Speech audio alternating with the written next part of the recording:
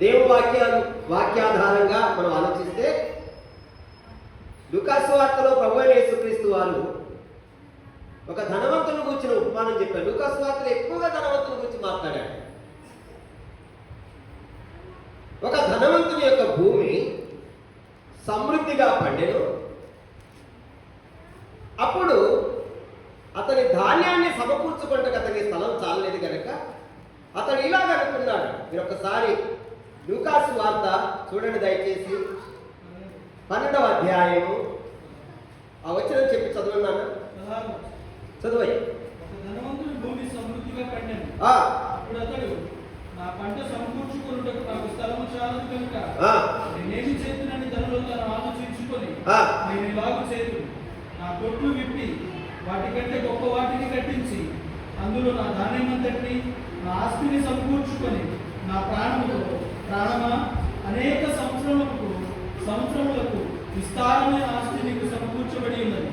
సుఖించుము, తినుము, త్రాగుము, సంతోషించుమని చెప్పుకొందుననుకున్నాను. చాలు చాలు వెర్రివాడా, ఈ రాత్రి నీ ప్రాణం అడుగుతున్నారు, నీవు సంపాదించినది ఎవరి వగును అని చెప్పి దేవుడు అన్నట్లుగా మనం చూస్తాం. ఆ ధనవంతుడు తనకున్న ధనాన్ని బట్టి అసలే ధనవంతుడు అంటే ఆయన భూమి బాగా పండిందంట. ఇప్పుడు నా పంటను సమకూర్చుకోవడానికి నాకు స్థలం చాలదు, నా పంట నేనేమి చేతులు అని తనలో తాను ఆలోచించుకొని నేను ఇలాగు చేతు, నా పంట నేనేమి చేతును, నేను ఇలాగు చేతును. చూడండి, వాడి చుట్టూ నేను నా అని చెప్పి నేను ఇలాగు చేతును, నా కొట్లు విప్పించి వాటికంటే మరి గొప్ప వాటిని కట్టించి నా ధాన్యమంతటిని అందులో నింపుకొని నా ప్రాణముతో, చెప్పండి ప్రాణం ఎవరిది? ఇక్కడ పూలు అన్నాడు. ఇప్పుడు పంట వాడిది కావచ్చు, కుట్లైనవి కావచ్చు, పండించాడు కాబట్టి ధాన్యం అయింది కావచ్చు, ఇవన్నీ అయినవి కావచ్చు. ప్రాణం ఎవరిది? బైబిల్ రాసి ఉంది, దేవుడైన యెహోవా, ఆదికాండం 2:7 ప్రకారంగా దేవుడైన యెహోవా నేలమట్టితో నరుని నిర్మించి వారి నాసికా రంధ్రములలో జీవవాయువు ఊదగా నరుడు జీవాత్మాయను. హల్లెలూయా. అందుకే ఆదాము జీవించు ప్రాణి, దేవుడంట, క్రీస్తు అంట, యేసు ప్రభు జీవింపచే ఆత్మ కనుక ప్రాణం అనేటువంటిది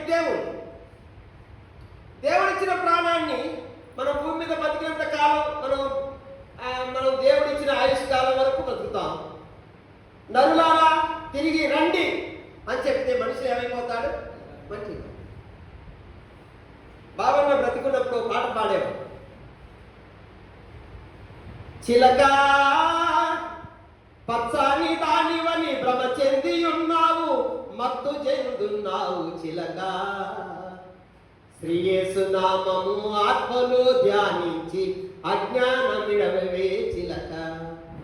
చిలక ఆ యేసు సెలవైతే అట్లెళ్ళిపోదు, వచ్చేది 10, పట్టేది 4, కట్టెలే చుట్టాలు, నిప్పులే బంధువులు, కాడుగాలేటప్పుడు నరవాసన అంటారు, చివర కూర్చుంటారు చిలక. నిన్ను పుట్టించినవాడు శ్రీయేసుడే నమ్మి ఆత్మలో ధ్యానించు చిలక. చిలక అంటే నీ ప్రాణంతో చెప్పుకుంటున్నాడు. చాలా బాగా ఉంటుంది. మనోడు అయిపోయాడు అనుకోండి, నిన్ను దాకా బాగుండేవాడండి, పోయాడండి, నిన్నునండి అందరితో మాట్లాడాడు, రాత్రి కూడా అండి అందరిని పిలిచాడండి, అందరూ కూర్చొని తిన్నాడు, తిరగన్నం తిన్నాడండి.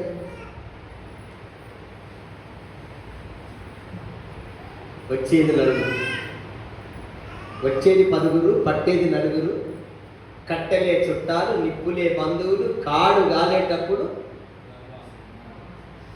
నిప్పు పెట్టినప్పుడంట తలబండి పగిలిపెట్టు ఊరు ఉండరంట. అందరి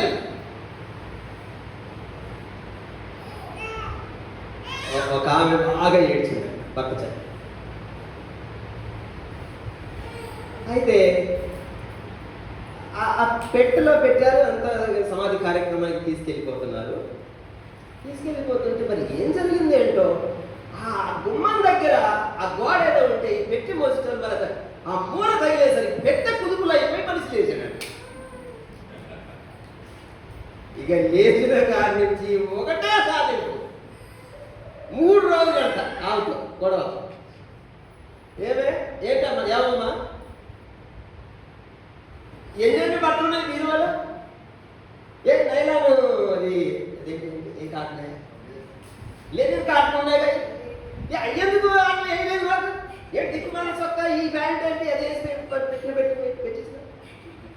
ఈ బట్టల గురించి ఒక రోజు అంతా, 2వ రోజు అది ఏం పెట్టే దిక్కుమాల పెట్టే, ఏం కొంచెం చక్కగా ఈ కేకు తెప్పించి మంచి చేయించలేకపోయినా, ఏం డబ్బులు తక్కువ, ఇంటికి ఎంత సంపాదించి పెట్టినండి అని 2వ రోజు పెట్టె గురించి కూడా. నేను ఏం చూసాను కదా, ఎవరు లేడు, ఎవరు రాలేదు, ఏం గెలవలేదు, అందరూ అసలు ఎంత సంపాదించి పెట్టా కదా, ఏ ఊరందరూ పిలవద్దా? పిలిచి లాస్ట్ భోజనం పెడితే ఎంత బాగుండేది. అది కలుగుతే ఎవరు లేడు, చుట్టుపక్కల అసలు ఎవరు ఒక్కడు లేడు. 3 రోజులు, ఈ 3 రోజులు బాగా అరిసేసి 3 రోజులు చచ్చిపోయినాక మళ్ళా పెట్టే, మళ్ళీ అరేంజ్మెంట్స్. ఇక స్టార్ట్ అయిన ప్రోగ్రామ్ అన్నదంట, ఏమంటే కొంచెం మొత్తంలో జాగ్రత్తగా తీసుకెళ్ళదు. ఎందుకంటే ఇప్పటికే లేచాడు, 3 రోజులు సాధించాడు. మళ్ళా పెట్టు తగిలించాడు, మీరు మళ్ళీ ఏమన్నా మళ్ళీ లేదు, మళ్ళీ లేకుండా. అంటే మన ఒంట్లో ఊపిరి ఉంటేనే మనకు విలువ తప్ప, మనం చచ్చిపోయిన మరుక్షణం ఎవరికి మనం అర్థమైందా? కట్టెలపై నీ శరీరం కనిపించదు కంటికి మళ్ళీ. బాగుంటుంది ఆ పాట. మనం కట్టెల మీదకి వెళ్ళిపోతే కట్టె మిగిల్చిన కన్నీటిగా ఏమీ లేదు విలువ. విన్నరా?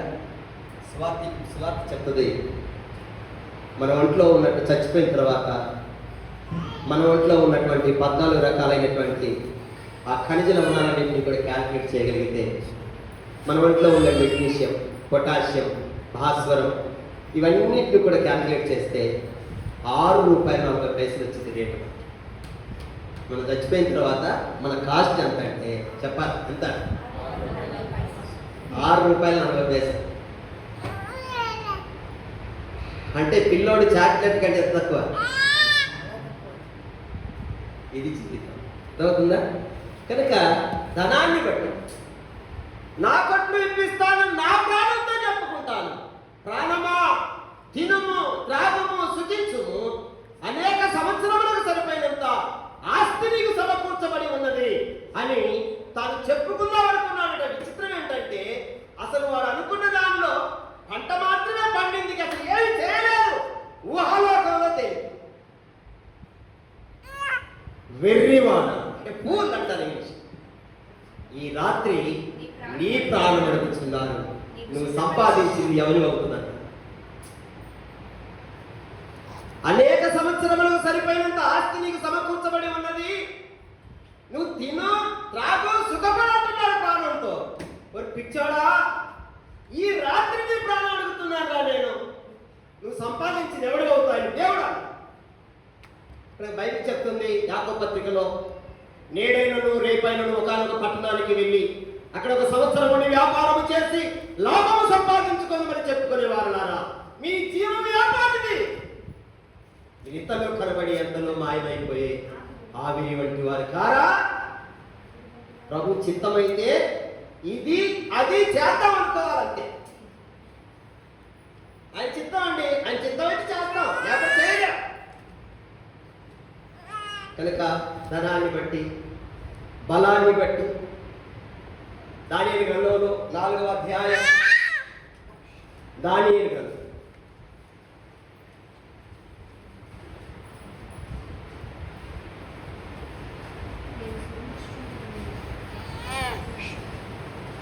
తీసుకున్నారా?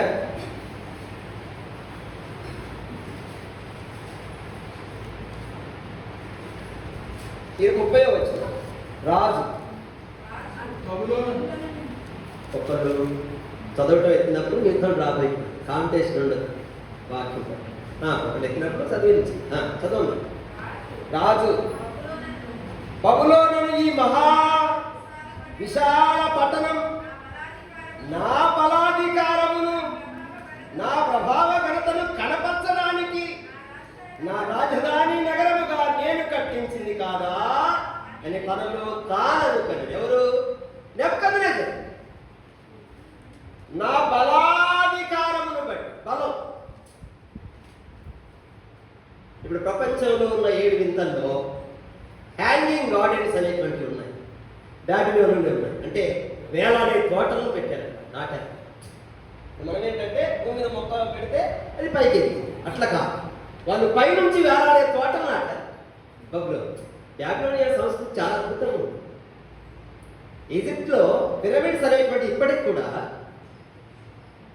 పెద్ద పెద్ద టన్నుల బరువులో ఉండేటువంటి రాళ్లతో కట్టబడ్డాయి పిరమిడ్స్. ప్రపంచంలో ఎత్తైనటువంటి కట్టడం ఏదైనా ఉందని పిరమిడ్సే. అయితే ఆ రోజు వాళ్ళు వాడినటువంటి ఆ రాళ్ళంట ఇప్పుడు మన క్రేన్స్కి లేవు. మరి ఎట్లా కట్టారవి? ఇప్పటికీ ఆశ్చర్యం. అంటే పరలోకంలో కొందరు మహిమ కలిగిన వ్యక్తులు వచ్చి ఆ పిరమిడ్స్ కన్స్ట్రక్షన్లో పాల్పొందారేమో అంటారు కొంతమంది. సరే, ఏదేమైనా సరే అవి ఒక వింత, ప్రపంచ వింతల్లో అదొకటి ఈజిప్ట్ పిరమిడ్స్.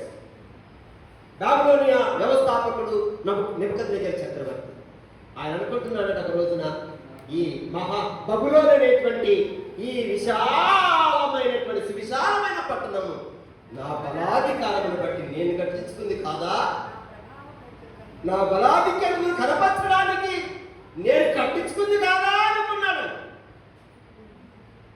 నెబుకద్నెజరు ఏమయ్యాడో మనకు తెలుసు. గట్టి వేశాడు. ఫస్ట్ ఏమయ్యాడు? మనకున్న ధనాన్ని బట్టి, మనకున్న బలాన్ని బట్టి,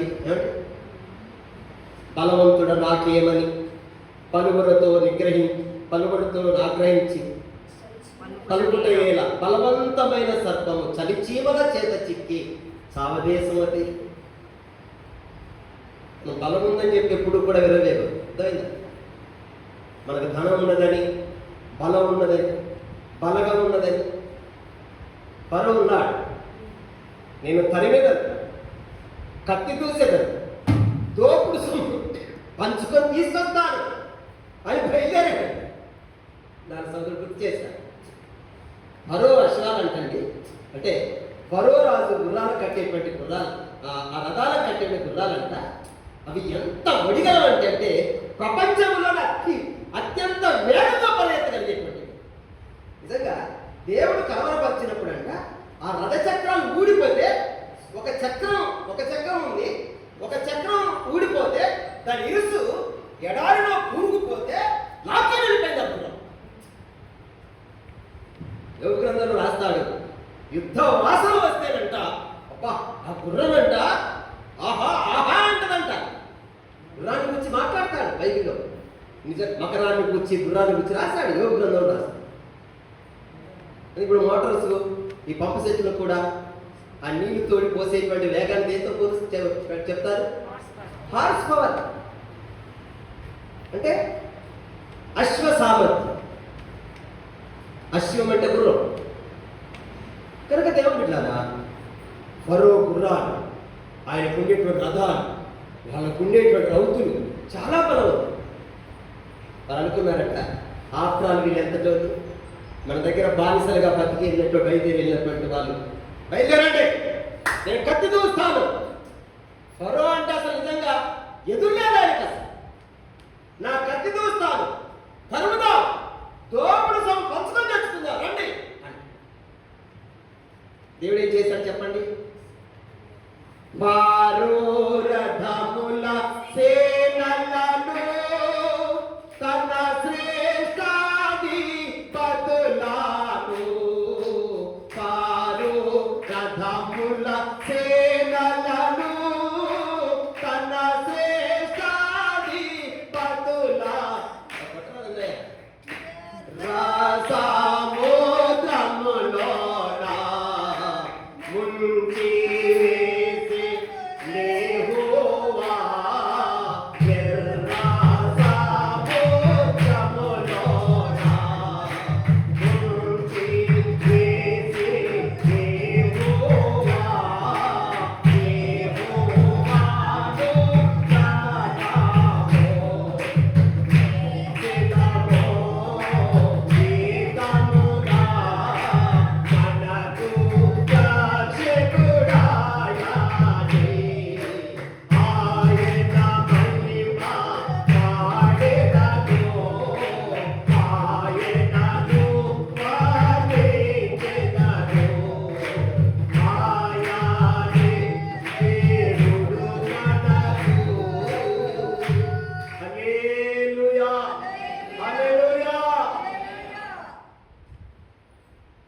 చూడండి, నిర్గమాకాండం మోషే సముద్రం మీద తన చేయి చాపగా ఆ, యెహోవా ఆ రాత్రి బలమైన తుఫాను చేత సముద్రమును తొలగించి ఉమ్, దానిని ఆరిన నేలగా చేసెను.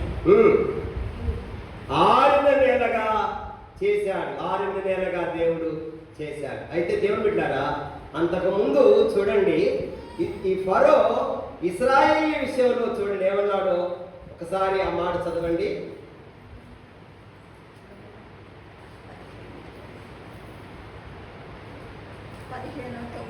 4 చదవండి.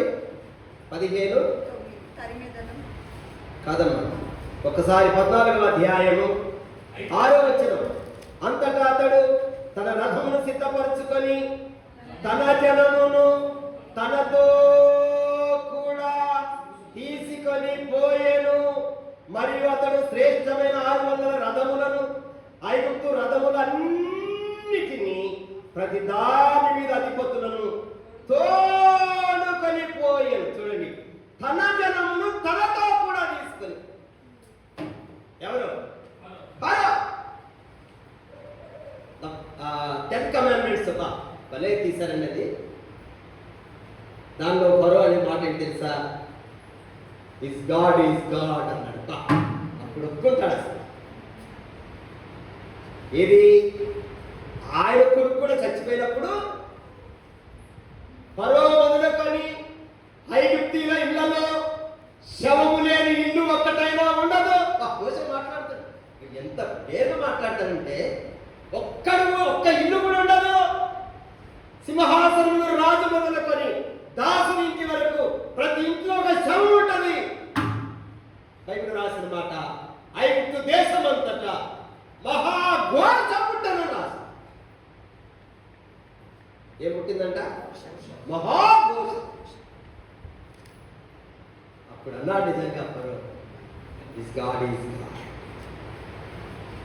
బలగం ఉంది నాకు. అరే వీళ్ళు ఊడిగా చేసి బయలుదేరి వీళ్ళు ఏంటి అసలు మమ్మల్ని ఎక్కడ వెళ్ళిపోతుంది, ఎక్కడ దాకపోతారు అనుకోని వాళ్ళు పరిగెత్తని మా రథం స్టార్ట్ చేస్తాం. మా గుర్రాలు ఎట్లా తెలుసా? వీళ్ళకి సార్ చూపిస్తా. ధనం, బలం, బలగం దేని దృష్టిలో అతిశయపడు. ఇది ఆ గ్రంథంలో 9వ అధ్యాయం 24వ వచనం. జ్ఞాని తన జ్ఞానమును బట్టి అతిశయింపకూడదు, శూరుడు తనకున్న శౌర్యమును బట్టి అతిశయింపకూడదు, ఐశ్వర్యవంతుడు తనకున్న ఐశ్వర్యాన్ని బట్టి అతిశయింపకూడదు. అతిశయించేటువంటి వాడు దేన్ని బట్టి అతిశయింపవలెనగా భూమి మీద కృపను చూపుచు నీతి న్యాయములను జరిగించు. యెహోవాను నేనే అని నన్ను పరిశీలనగా తెలుసుకున్నట్టును బట్టి అతిశయింపాలి. అట్టి వాటిలో నేను ఆనందించేవాడను. హల్లెలూయా, హల్లెలూయా. గుర్రముల నరులందలి బలము కానుందించరు. గుర్రముల నరులందలి బలము కానుందించరు. కృపకు లేదు వారిలో సంతసించు వాడని. దేవునికి స్తోత్రము చాలము చేయుటయే. మంచిది మనమందరము స్తుతి గానము చేయుటయే. మంచిది. హల్లెలూయా. కనుక దేవుని బిడ్డలారా, జ్ఞాని తనకున్న జ్ఞానాన్ని బట్టి, శూరుడు తనకున్న శౌర్యాన్ని బట్టి, ఐశ్వర్యవంతుడు తనకున్న ఐశ్వర్యాన్ని బట్టి అతిశయించకూడదు. అతిశయించేవాడు దేనిని బట్టి అతిశయించకూడదు అనగా భూమి మీద కృపను చూపుచు నీతి న్యాయమును జరిగించే యెహోవాను నేనే అని నన్ను పరిశీలనగా తెలుసుకున్నట్టును బట్టి అతిశయించు. అంటే ఒక మాట చెప్పాలంటే, కృప చూపే దేవుణ్ణి, నీతి న్యాయములను అనుసరించి నడుచుకునేటువంటి దేవుణ్ణి పరిశీలనగా తెలుసుకోవాలి. అలా తెలుసుకునేటువంటి దాన్ని బట్టి మనం ఏం చేయాలా? ఇక అంతకు మించి దేని ఎందుకు కూడా మనం అత్యయించాం. పరిశుద్ధ దేవుని గురించిన జ్ఞానం మనం సంపాదించాం. మనం పుట్టించిన దేవుడు ఎవరు, ఆయన భూమి మీద చేస్తున్నటువంటి కార్యం ఏంటి, ఈ రెండు తెలుసు. చివరిగా బాగా వినండి, దీన్ని ఎవరు దేన్ని బట్టి అతిశయించాలి? మనం దేవుణ్ణి తెలుసుకోవడం బట్టి. భూమి మీద కృపను చూపించేది, నీతి న్యాయములు జరిగించే దేవుణ్ణి మనం పరిశీలన చేసి తెలుసుకోవాలి. వివేకము కలిగి దేవుణ్ణి వెతకువారు కలవేమని దేవుడు ఆకాశం నరులను పరిశీలించి చూస్తున్నాడు, వారందరూ బొత్తిగా దారి కలిగిపోయారు. కనుక దేవుని తెలుసుకునే విషయంలో వివేకం అనుసరించి వాట్ ఈజ్ వాట్, ఎవరు దేవుడు, ఈ విశ్వాన్ని ఎవరు సృష్టించారు? పోతన మార్చి చెప్పారు, మహాభాగవతంలో పోతన మార్చులు వారు చెప్పారు, ఎవనిచే జన్మించు జగనవని లోపల నుండి లీనమని ఎవని ఎందుడెందు పరమేశ్వరుడు ఎవడు, మూల కారణం వెవ్వడు, అనాది మధ్య లయుండెవడు, సర్వము తానే అయిన వాడెవడు, వాని ఆత్మభవనేశ్వరుడు నే శరణము నేనెన్నాను. ఎవనిచే విశ్వమంతా కలిగిందో, ఎవరిని బట్టి ఉనికి కలిగి ఉన్నదో, ప్రళయ కాలం ముందు ఎవరి అంత అంతర్ధానం అయిపోతుందో, విశ్వానికి మూల కారణ భూతుడెవరో, సృష్టికర్త ఎవరో, ఆయన్ని పూజిస్తాను, సేవిస్తాను. కోతలకి బైబిల్ చెప్తా ఉంది తీరా, సమస్తము ఆయన మూలముగా కలిగను, కలిగినలేది ఆయన లేకుండా నేను యెహోవాను, సర్వ శరీరులకు దేవుడను. ఆకాశములకు సృష్టికర్త అయిన యెహోవాయే దేవుడు అని రాసి ఉంది యెషయా ప్రవచన గ్రంథం 45:18 రాసి. కనుక ఈ విశ్వాన్ని ఎవరు కలగజేసి దీన్ని సృజించినటువంటి సృష్టికర్త మానవుని ఎవరు చేశారు? మానవుడు పాపం చేసి పతనమైపోయి మరణాన్ని సంపాదించుకొని ఉండగా ఆ పాపం నుండి మానవుడిని విడిపించి నరకం నుండి తప్పించడానికి ఈ భూమి మీదకి దిగి వచ్చి మనుషులందరినీ పాపం నుండి విడిపించి నరకం నుండి తప్పించడానికి యజ్ఞమైపోయిన వారు. అదిగో దాన్ని ఆయన్ను మనం స్పష్టంగా పరిశీలన చేసి ఏం చేయాలా? తెలుసుకోవాలి. అలా తెలుసుకుంటున్న బట్టి ఏం చేయాలా? యెహోవా తమకు దేవుడుగా గల జనులు ధన్యులు. దేవునికి స్తోత్రం చెప్పండి కదా. ఆరోగ్య వృత్తి గారి దగ్గరికి వచ్చారు. ఆయన యేసుప్రభువు నమ్ముకున్న తర్వాత వాళ్ళందరూ వచ్చారు, కుటుంబీకులు అందరూ వచ్చి ఏరా ఇప్పుడు మన మతంలో ఏమైనా మనం పూజించి సేవించే దేవతలు దేవుళ్ళు ఏమైనా లోపాలు ఉంటే, ఏమైనా తప్పులు ఏమైనా ఉంటే చెప్పురా, సరి చేసుకుందాం. మన మతంలో ఏమైనా ఉంటే చెప్పండి, సరి చేసుకుందాం అంటే ఆయన మనం సరి చేస్తే సరి అయిపోయేటువంటి నాకెందుకు, మనల్ని సరి చేసేటువంటి వాడు ఎవడంటే ఆయన కావాలి.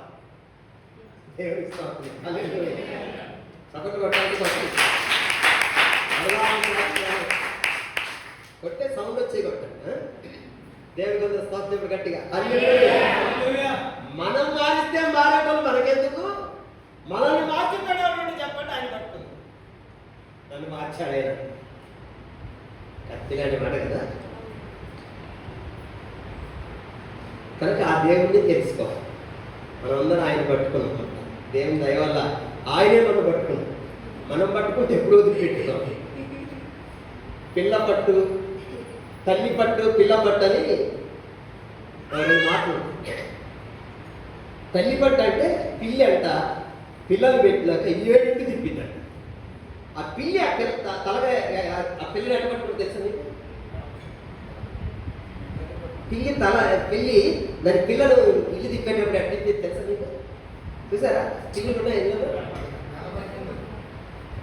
కళ్యాణ్ కరెక్ట్ దాని మెడకాయ పట్టుకొని తీసుకు పట్టిందంటే ఇక ఆ మెడక వదలదు. చక్కగా తీసుకెళ్ళి అది జాగ్రత్తగా పెంచుకుంటుంది, సాదుకుంటుంది ఆ పిల్లలు. ఈ కోతి ఉంటుంది, ఆ పిల్లలు ఉంటాయి, తల్లి పట్టుకోదు, అది పట్టుకుంటుంది. అది గట్టిగా పట్టుకోలేదు, ఆ దూకే క్రమం ఊడిపోతుంది. మనం పట్టుకుంటే ఎప్పుడో పెట్టిన ఆయన పట్టుకున్నాడు కాబట్టి నిలబడి ఉన్నా. దేవుని స్తోత్రం. అర్థమైందా? మీరు నన్ను మొదట ప్రేమించలేదు, నేనే మిమ్మల్ని ప్రేమించి ఏర్పరచుకున్నాను. ఆయన ప్రేమించి పట్టుకోబట్టి నిలబడింది. ఒకటి దేవుని తెలుసుకుంటున్నారు, దేవుణ్ణి తెలుసుకుంటున్న బట్టి అర్చించాలి. కృప కలిగిన దేవుడు, నీతి న్యాయమును జరిగించేటువంటి దేవుని బట్టి మనం అర్చించాలి. రెండవది చదవండి మన మూలవాక్యం, ఒక్క మాట చెప్పి ముగిస్తాను. హెబ్రీ పత్రిక 6:14. గలతీ పత్రిక 6:14.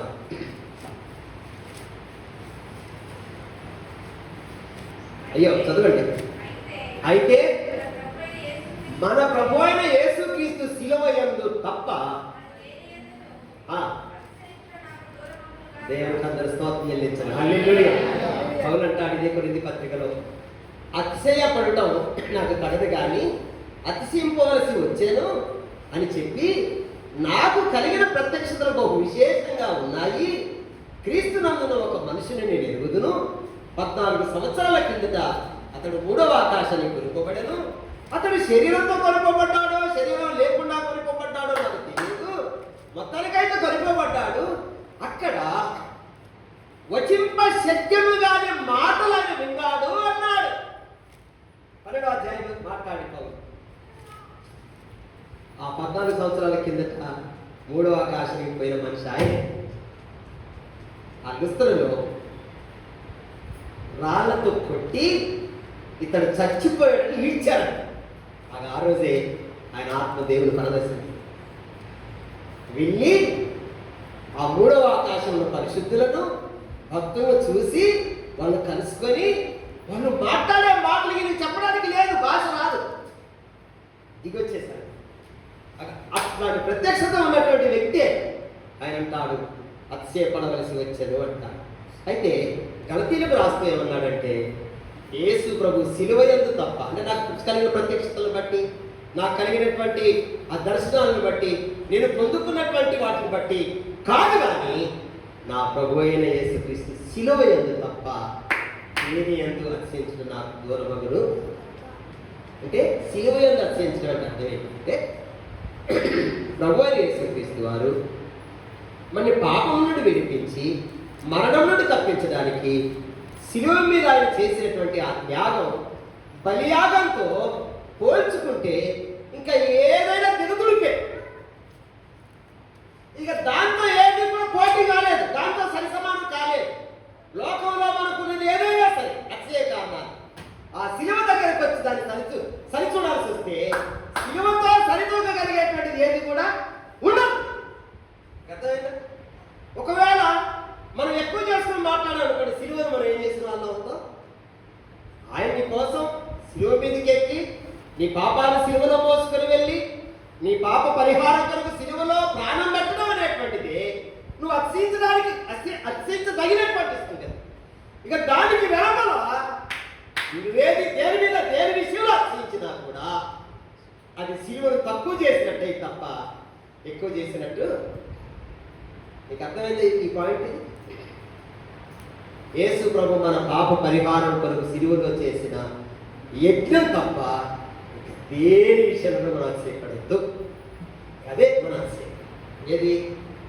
ఆయన శిలువ, ఆయన మన కొరకు చేసిన ప్రాణ త్యాగం, ఆయన చేసిన బలియాగం, శిలువలో ఆయన చేసినటువంటి యజ్ఞం, ఇది తప్ప ఇంకా అతిశయించడానికి ఏది కూడా ఈ లోకంలో.